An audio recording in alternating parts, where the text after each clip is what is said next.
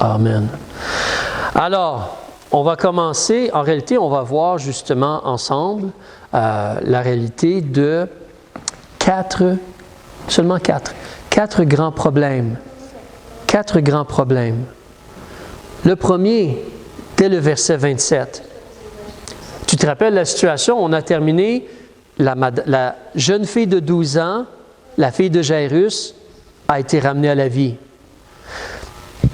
Verset 27, comme Jésus partait de là, 2 aveugles. 2 aveugles. Ça, c'est assez sérieux comme problème, n'est-ce pas, être aveugle? C'est un handicap. C'est vrai qu'on peut le considérer comme ceci. Si tu es aveugle, tu n'as jamais le problème d'avoir besoin de lunettes. Tu n'as jamais le problème de chercher tes lunettes ou les lunettes de soleil. Mais sérieusement, c'est un handicap être aveugle. C'est un problème assez sérieux. Il y a une complication à ta vie si tu es aveugle. Tu peux être heureux quand même, mais c'est un sérieux problème être aveugle. On ne sait pas si ces gens-là, donc dès la naissance peut-être, mais ça nous dit 16 aveugles, il y en a 2. Ils sont des aveugles. Qu'est-ce que toi tu ferais si tu serais aveugle? Ou si tu deviendrais aveugle? Si tu deviendrais aveugle. J'ai connu un homme, à cause du diabète, il perdait la vision. Il voyait tout embrouillé devant lui. Même après des opérations aux yeux, il voyait seulement embrouillé. Alors, il se déplaçait, il sortait de chez lui quand même. Il ne conduisait pas de voiture, mais il se déplaçait. Mais il voyait comme nuageux devant lui. Mais 2 hommes aveugles. Maintenant, regardons comment ils ont agi et ce qui s'est produit. Tu as déjà lu l'histoire, mais on nous dit qu'il y a 2 aveugles. Comme Jésus partait de là, 2 aveugles l'ont suivi, criant et disant « Fils de David, aie pitié de nous. » Alors, ces 2 aveugles qui cherchent la pitié, la miséricorde, l'intervention de Dieu, de Jésus ici. Ils plaident avec Jésus pour une intervention. Dans leur situation, dans leurs difficultés, dans leurs grands problèmes, dans leur misère, ils cherchent la pitié. Et tu vois que ces gens-là, donc, ils ont crié à Jésus. Ils ont demandé. Ils ont crié à Jésus. Ils ont crié à Jésus, le Fils de David. Ils ont crié en disant « Fils de David ». Alors pour toi et moi, c'est un peu différent, mais si tu as lu beaucoup la Bible, tu sais, c'est parce que le Fils de David, c'était le Messie qui devait venir. Le Messie qui devait venir. Et là, c'est quelqu'un qui a fait déjà des miracles. Il est connu, il vient juste de guérir des gens. La madame qui avait une perte de sang, la fille de Jairus. Mais eux, ils approchent Jésus, Fils de David, le Messie, le roi qui devait venir. Fais quelque chose pour nous.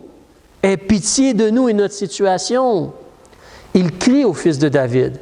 Tu vas remarquer, ils suivent Jésus aussi. Hein? C'est une chose que de demander à Jésus, mais d'être prêt à le suivre. Mais on nous dit, quand Jésus partait de cet endroit-là, eux l'ont suivi en criant. Mais c'est des aveugles. Comment ils ont fait pour savoir dans quelle direction il allait? Bonne question, n'est-ce pas? Mais ils ont suivi Jésus. Ils ont suivi Jésus, ils ont crié. Même d'après le verset 28, ils l'ont suivi jusqu'à la maison. Verset 28. Quand il fut arrivé à la maison, ces aveugles vinrent à lui. Ils l'ont suivi jusqu'à la maison. Alors, si tu me permets, rappelle-toi, ici au chapitre 9, si tu regardes, tu tournes la page, tu regardes à la page 11, on te mentionne l'histoire, tu sais, c'est le monsieur qui était paralytique. Et Jésus, donc, il était dans la maison, puis on a descendu le paralytique par le toit. OK? Dans quelle ville est-ce qu'on est? Si tu gardes ton doigt là, puis tu avances dans Marc, chapitre 3, on t'explique qu'il est à Capernaum. C'est la même histoire. La même histoire. Donc, si tu regardes, non, désolé, c'est Marc chapitre 2 et non chapitre 3, page 49. Mais Marc chapitre 2 nous explique que quelques jours après, Jésus, il est revenu à Capernaum et on entendit Dire qu'il était à la maison, plein de gens sont venus, puis là, tu as l'histoire à partir du verset 3 du paralytique. Puis ils ont percé dans le toit. C'est la même histoire. Donc, ça s'est produit à Capernaum. Est-ce que tu te rappelles aussi, si tu reviens dans Matthieu au chapitre 4, en réalité, Jésus, quand il a commencé son ministère, il a quitté Nazareth. Il n'était plus Jésus de Nazareth. Il a quitté Nazareth, chapitre 4, verset 13, à la page 4. Jésus, il a quitté Nazareth, il est allé demeurer à quelle ville? Quelqu'un peut m'aider? À quelle ville Jésus est allé demeurer d'après le verset 13? Capernaum. Donc Jésus, il habite à Capernaum. Alors Matthieu chapitre 9, il est à Capernaum. Et c'est là, à Capernaum, que la madame qui a le problème de sang, elle est guérie. C'est là que la fille de Jairus, elle est guérie à Capernaum. Et Jésus retourne à la maison à Capernaum. Il habite là, à Capernaum. C'est la maison où il habite. Et les messieurs l'ont suivi, les aveugles l'ont suivi jusqu'à la maison. On est dans la ville de Capernaum. Alors, Matthieu chapitre 9, continuons au verset 28. Les gens ont suivi Jésus. Les deux messieurs veulent vraiment la pitié ou l'aide de Jésus. Ils le suivent. Ils vont le suivre jusqu'à la maison. Et rendus à la maison, ils ont une conversation avec Jésus. Jésus ouvre la parole. Jésus leur dit, « Est-ce que vous croyez que je peux faire cela? Avoir pitié de vous. Est-ce que vous croyez que je peux faire cela? » C'est une bonne question, n'est-ce pas? Tu suis Jésus, tu parles avec Jésus. Est-ce que tu penses que Jésus peut vraiment t'aider? Tu te rappelles, on a vu la semaine passée, Jairus, quand les gens de sa maison sont venus, « Ne dérange pas Jésus, elle est déjà morte, ta fille. » Qu'est-ce que Jésus lui a dit? « Ne crains point, crois seulement. » Ici, il demande aux deux messieurs, vous m'invoquez, vous criez après moi, vous demandez pitié, mais pensez-vous vraiment que je peux faire cela? Et qu'est-ce que les messieurs répondent? Ils répondent oui. Pas oui, monsieur, oui, Seigneur. Tu vois que pour eux, Jésus est en haut. Jésus est le Maître, le Fils de David, le Roi des rois, le Seigneur des seigneurs, l'envoyé de Dieu. Il est capable de faire cela. Alors, qu'est-ce que Jésus va faire? Au verset 29, vous allez voir comment c'était facile pour Jésus. Jésus, il a touché les yeux des deux messieurs. Il a dit, bien, qu'il vous soit fait selon votre foi. Qu'il vous soit fait selon votre foi. Jésus leur a demandé, Jésus sait ce qu'ils ont dans le cœur. Mais là, nous, on peut le lire. Et les gens l'entendaient. Mais Jésus leur demande simplement, pensez-vous que je peux vous faire cela? Croyez-vous que je puisse faire cela? Oui, on croit que tu es capable. D'accord, mais qu'il vous soit fait selon votre foi. Et ça, c'est un peu l'histoire de notre vie aussi, n'est-ce pas? Premièrement, si on ne va pas à Jésus pour demander de l'aide, si on ne croit pas vraiment que Jésus peut nous aider, si on va aller voir puis demander de l'aide pour finalement essayer de le faire nous-mêmes, parce qu'on ne pense pas vraiment que Jésus est capable, il va nous être fait selon notre foi. Mais Jésus, il touche les yeux et au verset 30, leurs yeux sont ouverts. Leurs yeux sont ouverts. C'était un problème, un grand problème. Deux hommes aveugles sont là. Mais c'était facile pour Jésus. Il a juste touché leurs yeux, puis maintenant ils sont guéris. Mais il leur a dit, qu'il vous soit fait selon votre foi. Vous, qu'est-ce que vous avez dans le cœur? Qu'il leur a dit. Hein?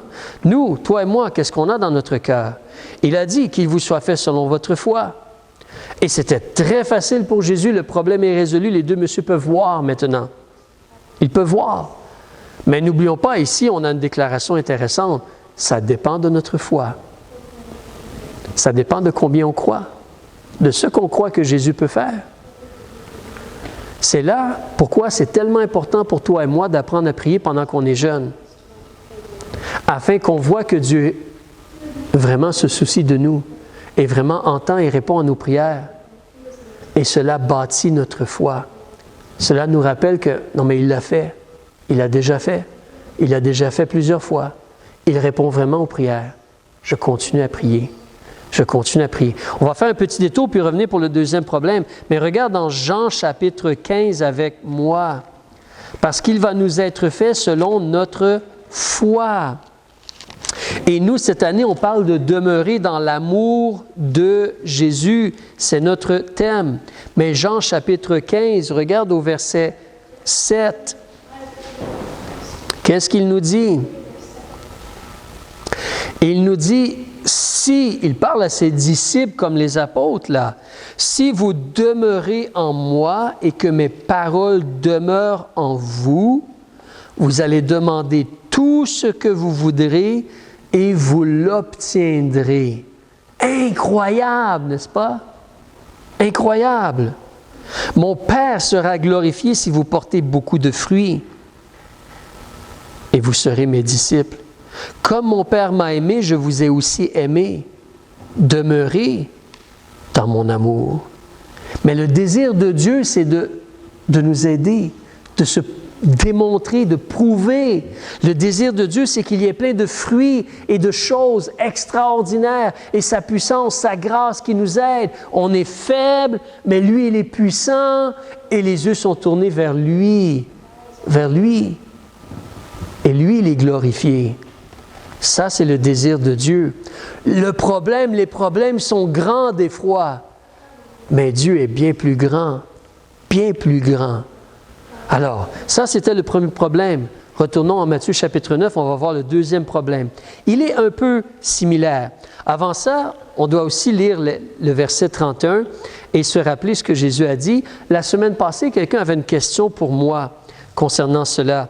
Mais tu vois, à la fin du verset 30, justement, ou vers le milieu, on te dit que les yeux des deux hommes ont été ouverts, mais là, Jésus a parlé aux deux messieurs qu'il vient de guérir, puis il les a menacés fortement en disant « Prends garde que personne ne le sache. Ne dis rien à personne que je viens de te guérir. » Mais eux, au verset 31, ils sont sortis, puis ils ont répandu sa réputation dans toute cette contrée. Et là, justement, la semaine passée, quelqu'un m'a demandé, « Mais pasteur, pourquoi Jésus a dit aux gens de ne pas dire aux autres ou témoigner aux autres qu'ils ont été guéris? Guéris. Pourquoi Jésus a demandé aux gens de faire cela? » Et il me semble qu'on veut que les gens connaissent Jésus, on veut que les gens espèrent en Jésus. Pourquoi Jésus a dit, « Ne dites pas que je viens de vous guérir ». Pourquoi est-ce qu'il a dit cela? Ce n'est pas écrit noir sur blanc dans la Bible, mais il est bon de réfléchir sur certaines choses. Nous devons considérer combien de temps est-ce que Jésus a passé sur la terre dans son ministère? 3 ans. 3 ans. Calcule-le. 3 fois 365 jours et un quart, je crois. 3 fois 365 jours et un quart, techniquement. Mais 3 fois 3 ans. 3 ans. Ça passe vite, 3 ans. Hein? Ça passe vraiment vite, 3 ans. Rapidement. Et en 3 ans, qu'est-ce que Jésus doit faire? Il doit former ses disciples pour les préparer parce que lui s'en va. Il doit établir une église, former ses disciples pour qu'eux se reproduisent et débutent d'autres églises et ainsi de suite. Il doit faire cela. En même temps, comme vous pouvez lire dans les évangiles, combien de gens vous pensez qui allaient voir Jésus à travers une journée? Combien de gens allaient sonner à la porte de Jésus, cogner à la porte ou tirer sur son vêtement? Jésus était constamment en demande. Alors, mais Jésus n'est pas venu seulement pour guérir des gens. Il est venu pour donner sa vie en rançon, mais il est venu, puis il va établir une église et former des gens pour établir d'autres églises. Donc, il a besoin d'utiliser son temps extrêmement minutieusement et intelligemment. Si tu as une compagnie, tu comprends cela. Si tu as beaucoup d'enfants, tu comprends cela. Si tu as une ferme, tu comprends cela. Si tu as beaucoup de responsabilités que tu gères, tu comprends cela. Alors, donc il y a cette réalité-là. Ce n'est peut-être pas la seule réponse, mais ça nous fait réfléchir pourquoi Jésus disait « Ne le dites à personne ». Parce qu'il ne peut pas voir tout le monde. Imagine s'il y a 1 million d'Israélites qui vont voir Jésus. Même en 3 ans, es-tu capable de voir 1 million d'Israélites? C'est comme... Alors... Mais continuons.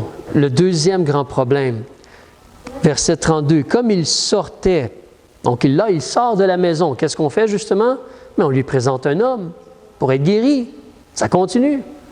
Hey, ça, c'est en l'espace de quelques jours, là, il y a un monsieur qui a demandé de guérir sa fille, il y a une madame qui l'a touché pour être guérie, il y a 2 aveugles qui l'ont suivi partout pour être guéris.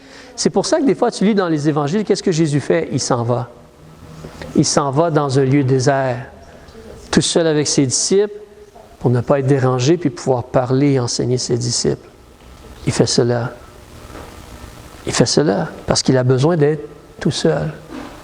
Il a besoin de cela. Donc, mais là, on lui amène un homme. Cet homme-là, il est muet. Il ne parle pas. Ça, c'est aussi un problème, être muet.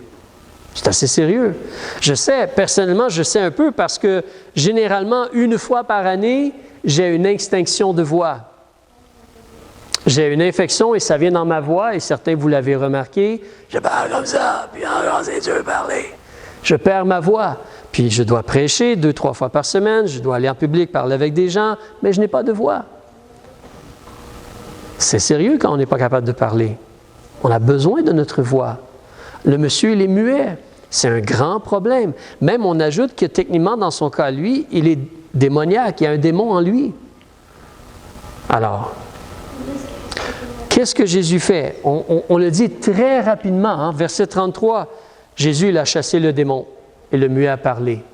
Jésus n'a pas posé de questions, est-ce que tu crois ou d'autres choses. Jésus, il semblerait, a juste chassé le démon et le muet s'est mis à parler. Et le peuple était dans l'admiration. Ça, c'est quelque chose qu'on doit apprendre à faire. À admirer Jésus. Parler de lui, le reconnaître, l'admirer. Les gens disaient, rien de semblable n'a jamais été vu en Israël. C'est vrai. Rien de semblable n'a jamais été vu en Israël. C'était un temps différent et extraordinaire. Et c'est comme ça qu'on pouvait... C'est une des façons que Jésus a prouvé qu'il était le Messie. L'accomplissement des prophéties, il guérissait les muets, les sourds, les aveugles, les lépreux, etc. La preuve qu'il est vraiment le Messie qu'on attendait. Pourquoi ils n'ont pas cru qu'il était le Messie? Mais, alors il fait cela. Encore ici, tu vois, c'est un gros problème, quelqu'un qui est muet. Mais pour Jésus, facile, pas compliqué. Pop, c'est réglé. C'est pas compliqué. C'est réglé. Alors, un troisième problème qui survient, comme ça semble être un après l'autre. Verset 34. Quand les pharisiens, les gens religieux, qui ne voulaient pas vraiment reconnaître Jésus comme le Messie, les pharisiens, ils ont dit, non, lui, il chasse les démons par le prince des démons. Le diable aide cet homme-là à dire aux démons de partir. C'est comme ça qu'il fait les miracles qu'il fait. C'est le démon qui l'aide. C'est Satan ou Belzébul qui l'aide. Wow! Peux-tu imaginer cela? Toi, tu es là, puis il y a quelqu'un qui te dérange, qui te suit pour aller chez toi, puis tu le guéris. 2 personnes.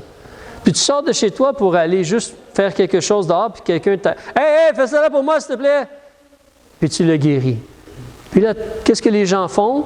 Les gens, ils t'accusent à tort d'être un démoniaque.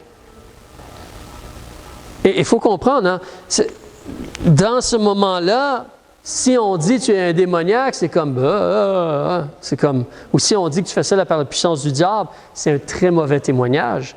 C'est ton nom, c'est ta renommée et tout cela.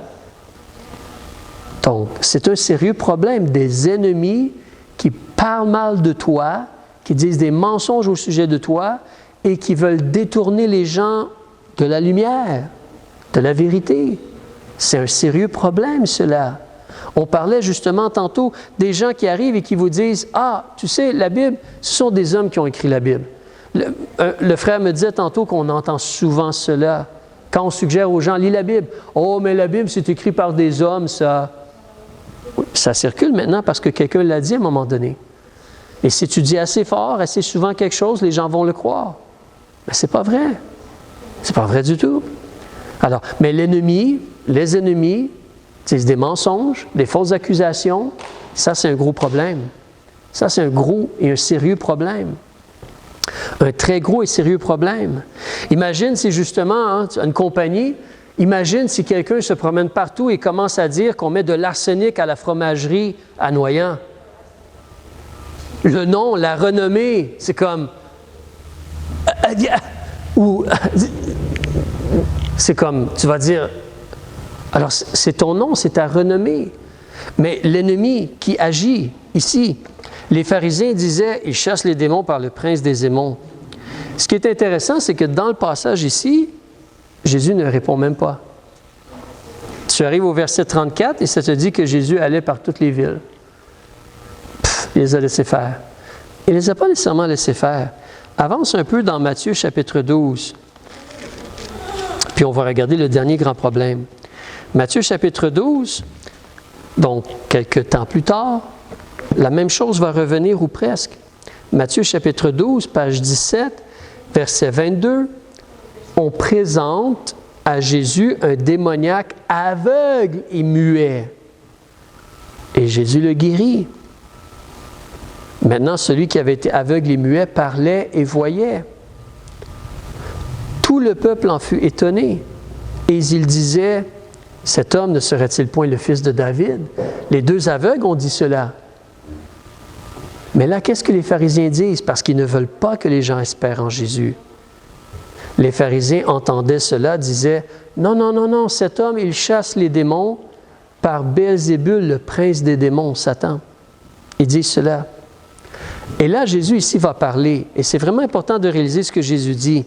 Ça va nous encourager. Verset 25. Jésus, connaissant leurs pensées, dans le fond de leur cœur, leur dit, « Tout royaume divisé contre lui-même sera réduit en désert. » Je partageais à quelqu'un cette semaine, vous allez remarquer en étudiant la personne de Jésus, que quand il parlait avec des gens, souvent, quand les gens disaient ou demandaient des choses, Jésus répondait par des questions. Des questions. Pourquoi Jésus répondait par des questions? Il voulait faire réfléchir les gens. Si les gens sont sincères, ils vont réfléchir. Si les gens sont malhonnêtes, ils essaient juste de promouvoir leurs idées. Mais, donc Jésus, connaissant leurs pensées, leur pose une question. Tout royaume divisé contre lui-même sera réduit en désert, et toute ville ou toute maison divisée contre elle-même ne subsistera point. Que si Satan chasse Satan, il est divisé contre lui-même. Comment donc son royaume subsistera-t-il? Vous dites que je fais cela par la puissance de Satan. Satan va s'écrouler dans ce cas-là. Si moi je chasse Satan par la puissance de Satan, Satan va tomber. Ça n'a pas de bon sens ce que vous dites là. Et il ajoute au verset 27, « Et si je chasse les démons par Béelzébul, vos fils, les apôtres, qui font aussi des miracles, eux, par qui ils font cela? Ça, c'est vos propres enfants, là. Ils sont nés parmi vous, là. Vous les connaissez. C'est pourquoi eux vont être vous-mêmes vos juges. » Et là, verset 28, il explique, il donne un peu de lumière. « Mais si je chasse les démons par l'Esprit de Dieu, le règne de Dieu est donc venu vers vous. » Quand Jésus est venu sur la terre, les Israélites ont eu en partie un avant-goût du royaume de Dieu, dans le sens que la puissance de Dieu agissait et les gens devenaient entiers. Entiers, comme guéris, fonctionnels, entiers. Alors, ça, c'est la puissance de Dieu qui est disponible pour nous.